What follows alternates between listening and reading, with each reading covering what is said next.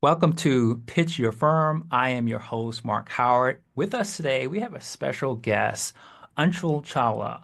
And his firm, Chawla and Chawla PC, is quite unique in a variety of different aspects. But I don't want you to hear it from me. I want to bring on Anshul. And just really quickly, one of the very interesting points. You're going to hear a lot today, but this firm has over 60 FTEs. They're operating in about 10 different countries, has staff that speaks over a dozen languages, international tax.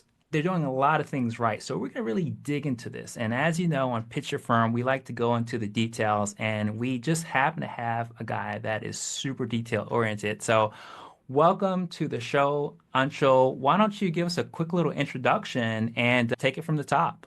Well, thank you, Mark. Glad to be on and be talking about our firm and the CPA industry generally here. So a little bit about us. We're a family-owned business. My father started the firm about 35 years ago, and we've grown from there to a team, as Mark mentioned, of 60 and have just crossed eight figures in revenue. So we're really excited about the platform we've built here. I recently joined a year ago after spending 7 years in private equity, working on the lower middle market. So I'm looking to bring those thought process, institutionalization, and professionalization to my firm, which is very common when you see in lower middle market when acquiring family-owned businesses. So a lot of the thought processes are the same, but we've really built an awesome firm that's predicated on serving our clients at their cultural doorstep. Given that we've come from an ethnic background that's unique, we're Indian ourselves. A lot of our clients are also from many other nations. We've built a unique model where we can talk the language our clients speak. We can meet them at their cultural doorstep and work with them how they like to work, whether it be in their country or here in the US. So that's one of the unique qualities that we've created at our firm, and we're really excited about the growth prospects ahead of us. Wow. Okay. Well, that is certainly a lot to unpack. Now, did I hear you correctly? You joined the firm about a year ago. What's the story there? So you came from a larger shop and to join sort of the family operation? Is Yeah, that so correct? yeah, that's correct. So after spending 7 years in private equity, I was looking for kind of my next challenge.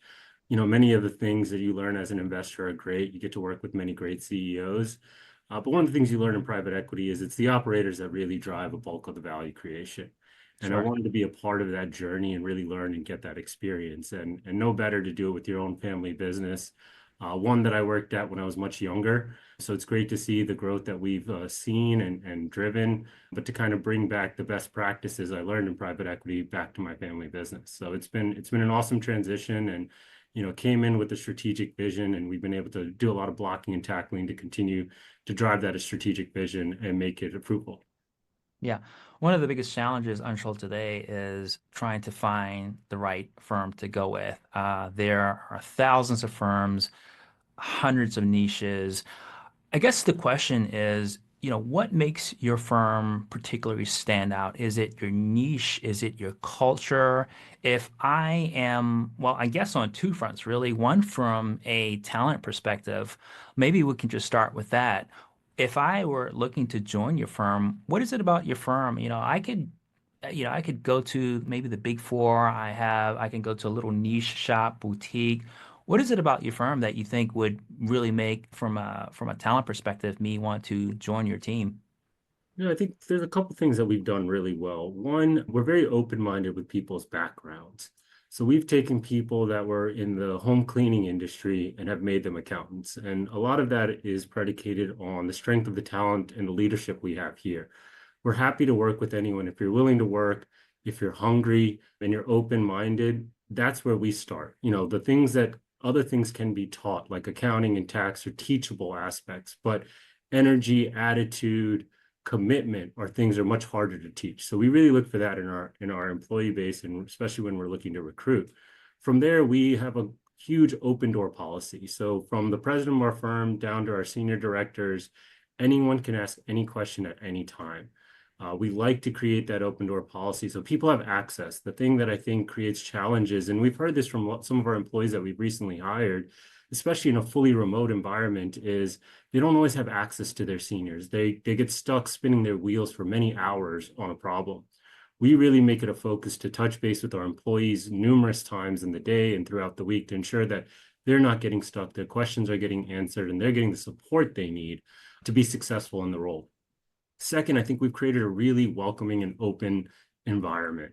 We all come from different backgrounds. As Mark had mentioned, we have probably 10 to 15 different languages that are spoken in our office. People come from many different countries, and we created a culture where everyone's welcome, open, and treated like family. And one of the unique things about us is that we are fully family owned. It's a two-partner operation.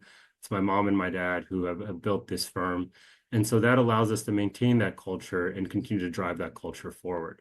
So I think it's the welcomeness we create along with the training and support that's made us really successful. And it shows in our tenure. We have, out of our 60 employees, 30 of them have been with us for more than 7 years. And I think that's a testament of what we've created here. That's amazing. And again, lots to unpack there. That's actually a great quote. And I just kind of want to circle back on what you said in terms of sort of like taking a person that maybe doesn't really have any skills in accounting, going to an accountant. I think you said a home cleaner. So it's sort of like you basically take them from janitor to junior accountant, so to speak, right? Yeah. I think that's amazing. And it's not an easy profession.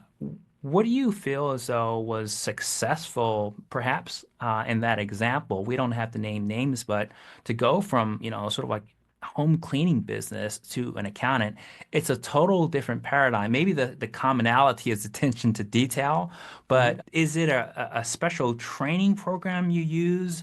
Are you sort of doing that yourself? What's kind of the process for going through that kind of transformation? I think a big part of it is exposure.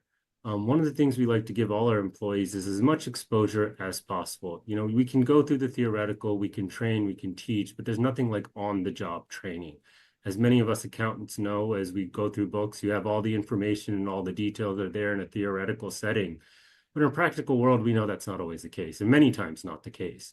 And so giving people a chance, but also encouraging them. We know mistakes will be made. We know that they will not know all the details, especially if they don't have the training, but we don't hold it against them. We build their confidence up, and then we support them in the nuances as they learn along the way and they get more experience. We help try to reconfigure where they're missing, right? If they didn't get this debit and credit right, let's explain to them why it's needed, why it's required, and emphasize it. So I think it's giving people the opportunity to make mistakes and then supporting them in their growth, that mistake is okay, but here's how you should handle it forward, and not discouraging them, but encouraging them and breathing life into people. I think many a times you can work in environments where a mistake is made and you're beat up so badly that people lose confidence. I think one of the things I've learned in my career is confidence is the most important thing to see in your employee base. Once an employee's lost his confidence, they're going to second guess themselves at every corner. And honestly, more mistakes are made that way than others. I love that. I love that. It's one of those unspoken soft skills. It's one of those, you always hear about sort of head in the game, mental attitude, mindset. It's one of these things that are just, really underrated. And I think there definitely need to be more attention around that. Now I want to circle back a little bit to kind of the clients for, so many of the folks in the audience are business owners. Who would you say is the perfect client for you? Who, if you can describe the ideal client for your firm, who is that? Is that a high net worth individual? Is it a business owner in a particular niche? Maybe kind of talk about that, maybe your particular niche or niches, and kind of drive into who that ideal client for you is. Yeah, so as we look at our business segment, I think I would kind of break it down from an end market perspective this way. The core end markets we serve are medical practices, federal government contractors, real estate investors, more high net worth real estate investors is what I'd probably more specify there. And then kind of fast casual food and general retail. Those are the four major categories we play in. And I think the ideal customer profile is someone who is entrepreneurial, wants to start businesses, whether it's from beginning or have established, and is looking to grow and get support across a plethora of activities that's required to manage a business. As we know here, managing a business has gotten more costly and complex given the regulatory environment that's changed. And what we like to do is create a one-stop shop to be able to handle all your needs, whether that's from business registration, state registration, payroll processing, bookkeeping, all the way to the tax filing. And so we like to become that one-stop shop that can be all-encompassing. And then we can also, by doing that, help you with the tax planning. So if we have a full purview of your business and individual situation, we can also help you with retirement planning. And we've recently built some strategic alliances with some larger IRA and private banking players where we can now also further help you with estate planning, trust planning, investment planning. And one of the things that we've strategically decided is we're not going to try to be everything to everyone. You're seeing a growing segment in the market where you see IRAs and CPAs come together. And I think it's a great solution. Sometimes in those situations, though, it's hard to be good at both. And so we've decided that we're not going to try to do everything for everybody, but bring the best people to our client's doorstep and that can give them the best advice and make sure that their personal and business needs alongside of us are all met. Yeah, I see a lot of consolidation in the industry, accounting firms bringing on or acquiring IT firms, right? Getting into cybersecurity, wealth management is a big play these days, setting up alternative practice structures, separating the attest from the non-attest. So many different paradigms there. And one of the big things I'm also tracking this year, Anshul, is what you just mentioned, the whole wealth management aspect. There are some that say, hey, accountants have X% of market share, but when you get into wealth management, that X becomes a big Y, right? So it's sort of like now your playbook, if I understand correctly, you're saying you're not doing it in-house per se, you're partnering with someone else that has that particular skill set. What is keeping you from bringing that in-house? You mentioned something that you want to sort of focus on the accounting, but obviously having that as your own asset in-house, the AUM advantages of that. Is there anything particularly based on your background in investments, do you kind of see a future where you actually are bringing that in-house? I think there's always potential, right? In a fast evolving, moving world, I think it's hard to say never Sure. because things can change quickly that can make an opportunity that wasn't viable before viable now. But as I look at it, given the compliance nature of it, given that there are rules, regulations, and it's a different business altogether, right? I think what we're trying to do is be good at what we know and what we can control. I want to make sure that any of my team members that you're working with are providing the best quality of service and that I can gauge that. If I can't assess what they're doing and ensuring that it's meeting our standards from a client management, relationship, service, risk perspective, then I want to be really thoughtful about if I want to go do that. That way, and I think it's hard in the wealth management space to be able to do and provide all the potential services and opportunity without having scale. So you have to get to a Sure. certain point before you can provide and be that full service shop. And so instead of spending our time and resources trying to create that, we have great relationships with, JP Morgan Private Banking, Bank of America, Merrill Lynch, and many others, even on the smaller side, that we can give you the right partner to provide the right profile and then be your eyes and ears. We want to be your business advisors and think alongside of you and ensure that we're keeping our independence in that way and therefore you're getting the best service and advice along the way. That makes sense. Let's talk about growth a little bit. I want to sort of run through a few key numbers. So you have about 60 FTEs. You're just surpassed 10 million in revenue this year. Last year, you're at around 9 million. So that's about just over, I think, 11% growth rate. EBITDA at 3 million. These are pretty astounding numbers, particularly for your size. If you feel like divulging, what is the secret to growth and at that particular scale at your firm? Yeah, so I think the first thing starts with client retention, right? We do a great job of touching our clients numerous times throughout the year and staying in contact with them. So our clients never go once a year and just hear from us, but whether it's estimated payments, whether it's a new business registration, I think that's been a big differentiator for us. And I think the cultural aspect. At the end of the day, CPA, accounting, tax, it's an execution business, right? At the end of the day, Sure. if you're doing a decent job, there's not always that much differentiation from me to the guy next to me, in all honesty. But what does differentiate me is how I treat the client, how I talk to them, my responsiveness to their emails. It's a service component that really differentiates us and gives that high touch client experience that our customers love. And they know they can find us, they know they can reach us, and they know that we're going to do our best and not take shortcuts. And so I think it starts at the client retention side of it.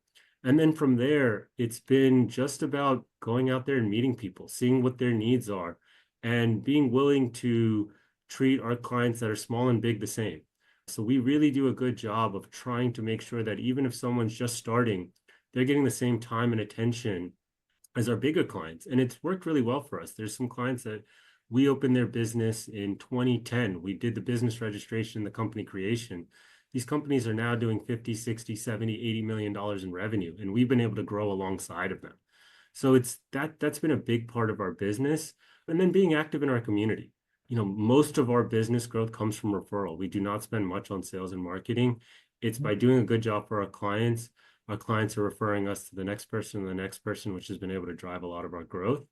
And then I think the third leg of our stool is continuing to add capabilities. Over the last 6 or 7 years, we've been able to develop a process around DCA compliance and being able to do bookkeeping for government contractors where they can pass that audit, but not necessarily have to invest in some of the high cost tools like Deltek or Uninet to be able to achieve that. We found a cost effective way to be able to provide that service that makes it more cheaper for the client, but also helps them meet the standards they like to do for the DCA compliance and other activities.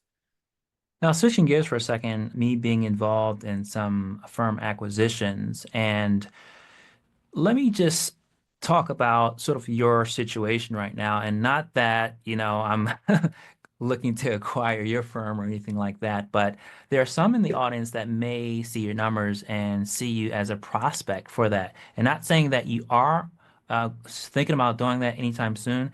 Is that something that you would consider? And if so, hypothetically, would that be sort of like a regular exit? Would that be sort of like a roll up? How would you have you actually thought about that, you and your family?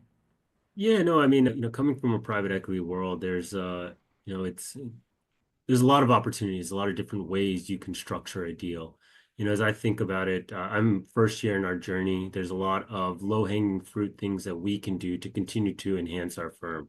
For example, we're looking to implement Tableau and a product called Sorabant for data collection and or document collection and delivery. We're looking to continue to enhance our financial reporting, looking to continue to offshore to our team in India. So one of the unique things that we have is that we have our own team in India. It's not a third party. And one of the advantages of that is we control our cost and quality. Sure. I think long term, what we've seen from some of the other offshoring providers is they may start at a low rate, but those rates can go up really quickly once you've transferred all the business to them because the transition process is cumbersome and costly. Sure. So that transition cost becomes prohibitive after that. And so the fact that we control our own costs, I think gives us a great advantage. And so we are working on focusing on our strategic priorities and initiatives over the next couple of years. And I think at that point, we'll look to see, would we like to continue and do acquisitions ourselves, or would we like to partner with somebody? And I can see it happening in both ways. It just depends on the partner, the fit, and kind of the priorities as a family overall. Sure. Now, we mentioned sort of like the Indian office a couple times now, and not to open up a can of worms, but as you probably know, there's a lot of contention in the whole offshoring business and issues from, customer service to language barriers, and not to pick on India. This is with other countries as well. Mexico, Philippines are also coming up in the world as well. So. Now, what's interesting, and correct me if I'm wrong, where I see a lot of firms go wrong is they go to an outs or offshoring model. Let's just say India, since you're more familiar with that. They go to India. Basically, they work with a offshoring company. Maybe it's through a broker, or maybe it's through some sort of third-party service or some kind of fractional hires. With your model, it's completely different. You have essentially ownership of that team there. So they are actually not just an extension of your team. They're literally your team. They're your FTEs. you control the distribution, you control the quality control. Heck, you even control the margins because they're basically your FTEs. How did you, and maybe this is advice for others that are interested, because I talk to a lot of accountants that are just kind of, they think that they can just hire an offshore team and that's just gonna, cut their margins by 30%. I've seen a lot of horror stories. Why did you decide to go that route? And what advice do you have for others that may be considering having their own, I don't know what you would call it, maybe a direct ownership offshoring model? What are your Hmm. thoughts on that? I think one of the things that you have to do is, it's a great opportunity, right? But with every opportunity comes its own challenges. And one of the things that we've done is try to be slow and methodical. So really what we did is we first started with bookkeeping. Let's try to ensure that we can give high quality bookkeeping done in India. Now that we've established that, we're moving to the next leg of the stool, which is tax. And even with tax, we're starting with just the business tax, and we're only starting with business tax where they do the bookkeeping. So now they understand the financials. Once they understand the financials, we're going to get them to understand the tax. And so I think a lot of firms move very quickly. But what you'll see is there are a lot of firms, some firms do a great job and are up to date on all the US tax laws and procedures and all that goes into delivering a return to a client.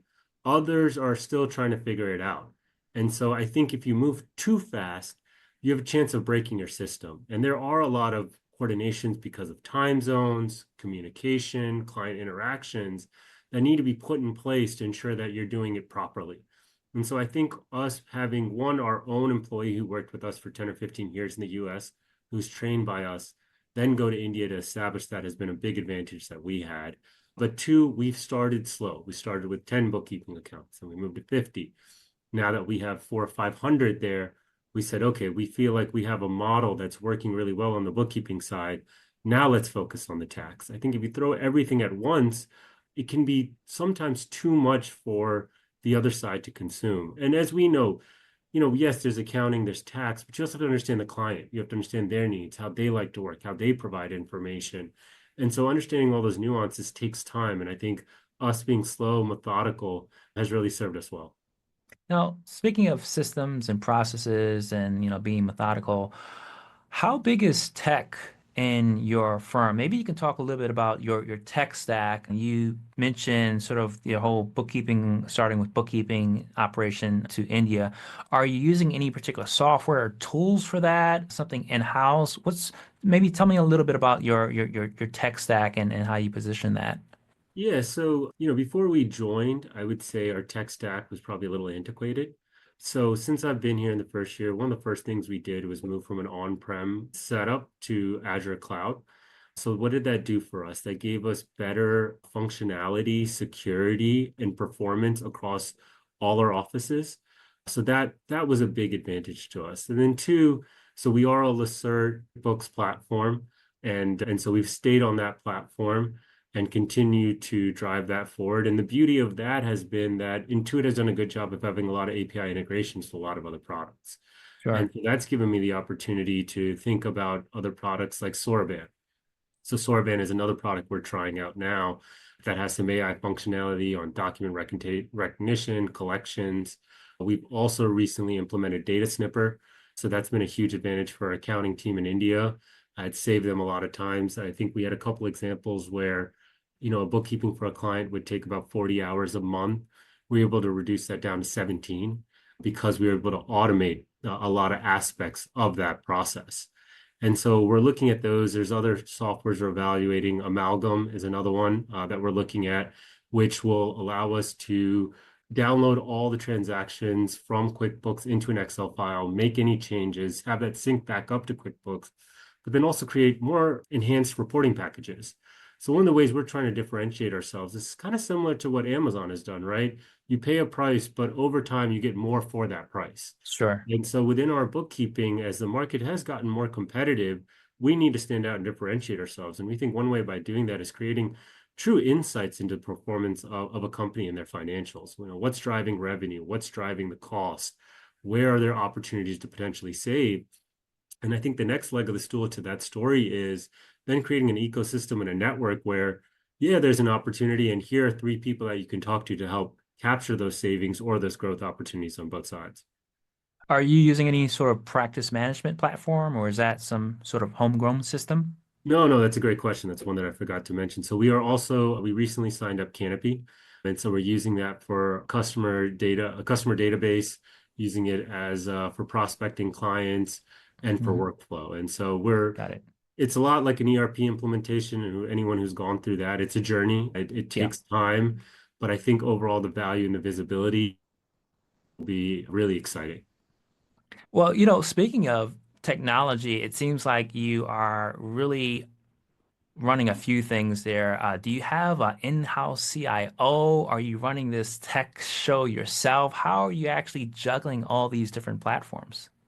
Yeah, no, it's a great question, and something I thought about even as I was looking to join my parents' firm. So one of the first things we did was actually hire an in-house IT person, because we want to make sure, one, that our employees are not facing issues that's creating unproductive time.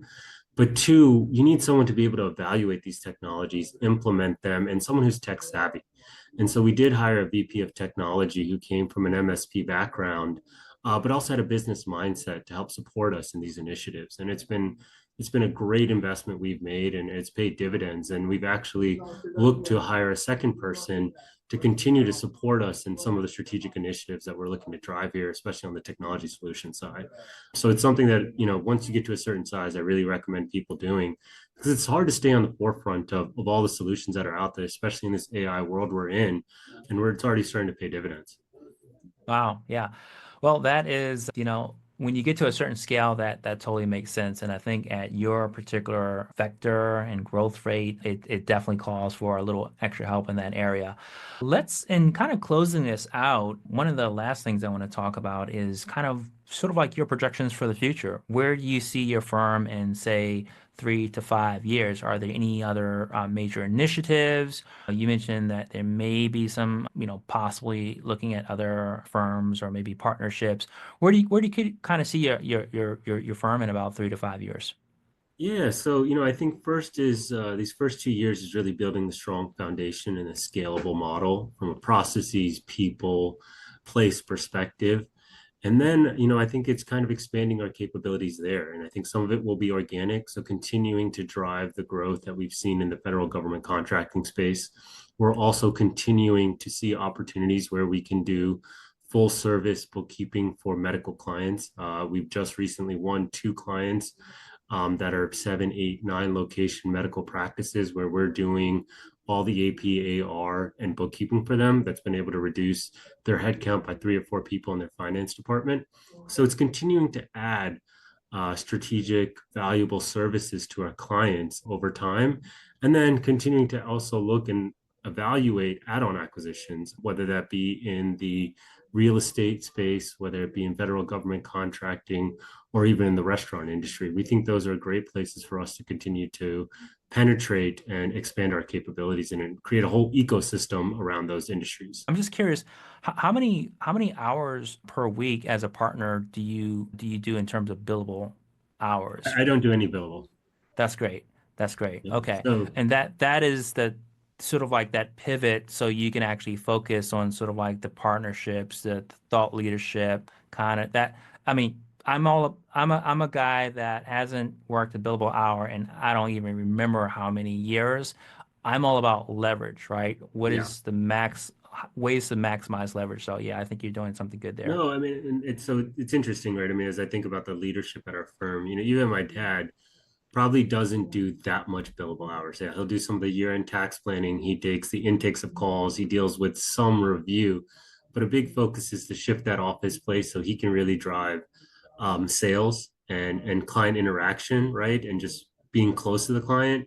But the work and the interaction is done by our team, and I think that's one of the transitions that you see a lot of firms struggle with. They can get to 2 or 3 million, but what I've seen is that 3 million of revenue, it becomes, you need that second tier, right? And so that Sure. requires firms to invest, which means a step back in pay and a change in mindset.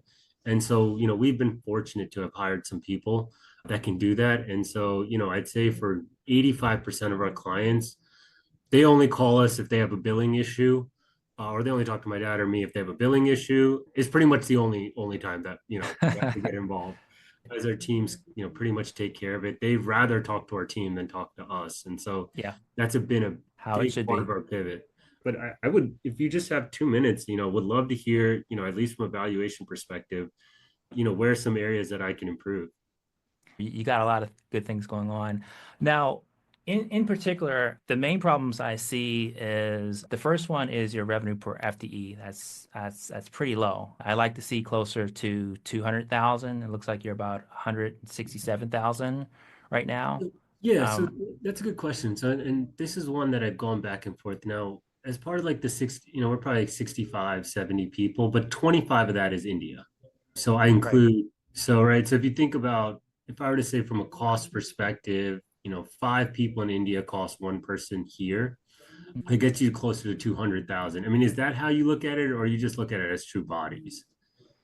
Well, I look at it in just terms of sort of like, what is like really, from a firm valuation Hmm. multiple perspective, right? I mean, you're a little you're large. I'm not really looking at sellers' discretionary earnings at this point. We're more focused on EBITDA.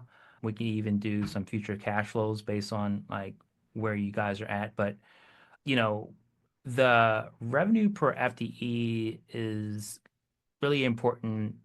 You do have a lower cost structure in India, Hmm. but the way that the it couples with another concern, and that's the recurring revenue. The fact that you have most of your revenue in the reoccurring, Hmm. tax returns, which is okay. There's not a problem in itself. The other model you could pursue is having more subscriptions. So basically having those 1040s sort more to like on a monthly returner, a monthly subscription revenue coupled with bookkeeping, right? So upselling and cross-selling into other products where you're actually having more recurring subscriptions. At 30% recurring revenue, a lot of shops are going to pass on acquisition opportunity unless they can figure out a way to kind of roll you up with what they're doing there. So the fact that you have an offshore team in India that is yours, that's actually a good thing. So the revenue per FTE, even though it's a little low, the fact that you actually own that actual team, that gives you a few extra points, I think, in Yeah. terms of the multiple.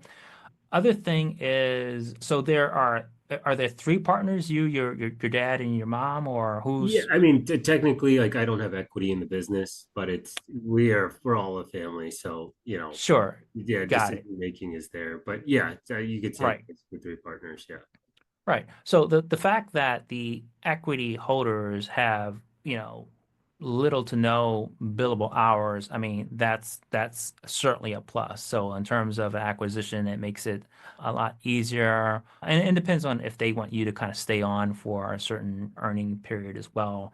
So those are some of the things, like I said, I usually like to see at least around 200,000 revenue per FTE for a firm your size. I usually like to see at least 60% recurring revenue, either on a monthly or a quarterly basis.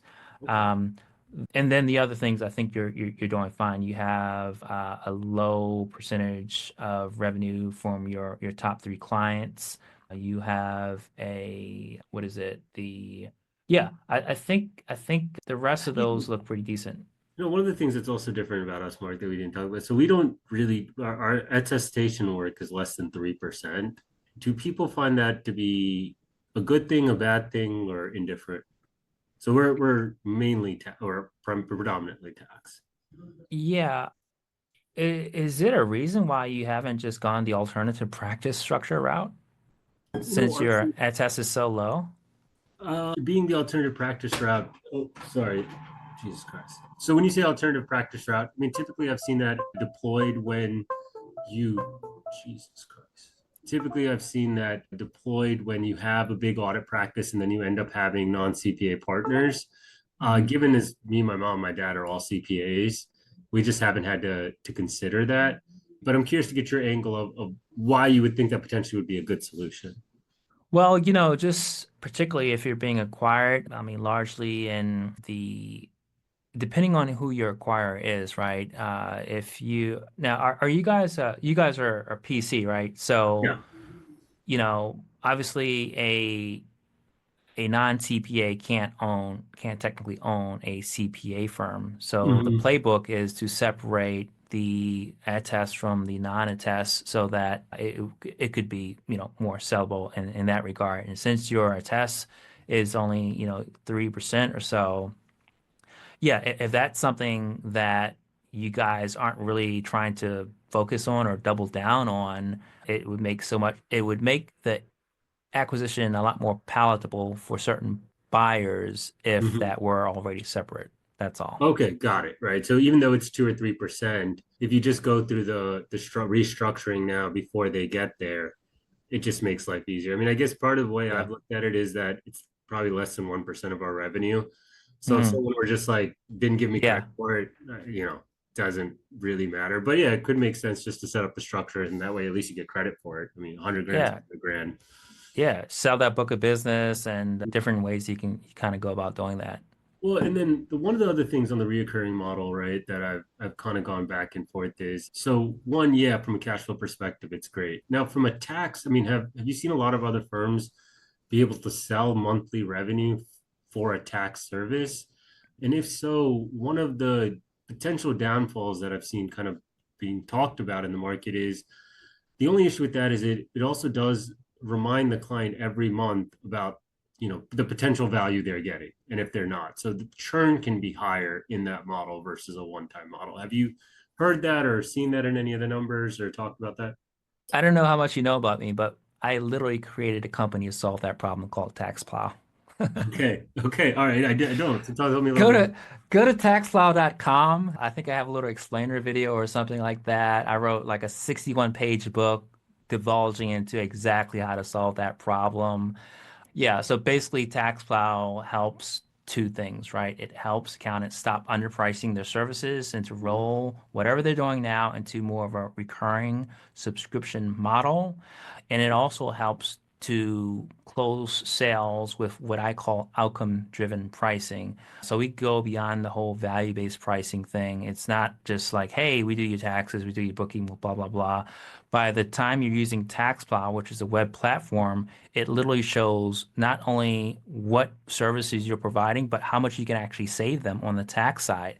Dozens of different strategies, whether it's, little things like S Corp, whether it is, various real estate strategies, dozens of different tax strategies and deductions, ways to optimize their cash flow. And all this is real time while you're literally on the first call with the client and you click a button, it'll actually send out the proposal, roll it into a monthly recurring or any one-time upfront fees. For example, if you want to charge upfront for your tax planning, maybe a few thousand for that.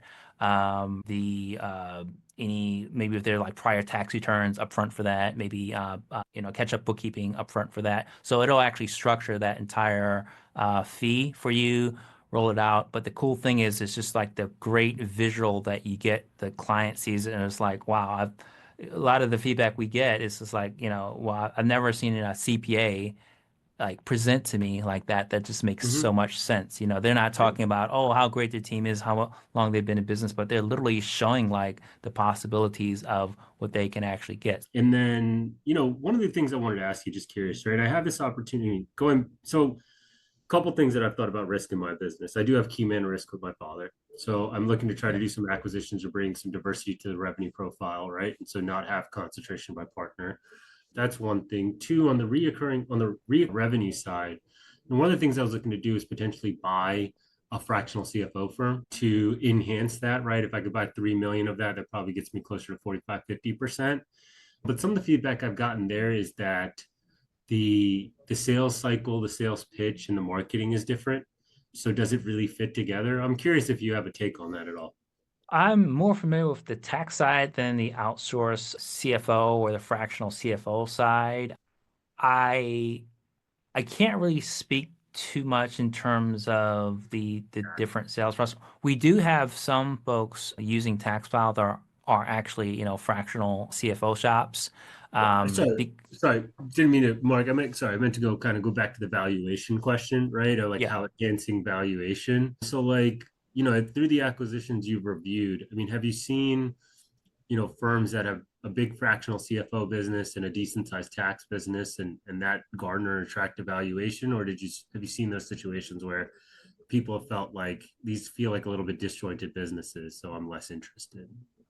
Yeah, there's a couple good examples. It really depends on the firm size and how you're doing it. If it's just, if you're doing it as part of like a roll up, the biggest challenge I've seen is just, so like the whole sales cycle, it's a different kind of delivery and pitch for sort of like outsourced CFO services. It's almost at another level because you're talking about higher level concepts versus just kind of like, tax structuring and things of that nature.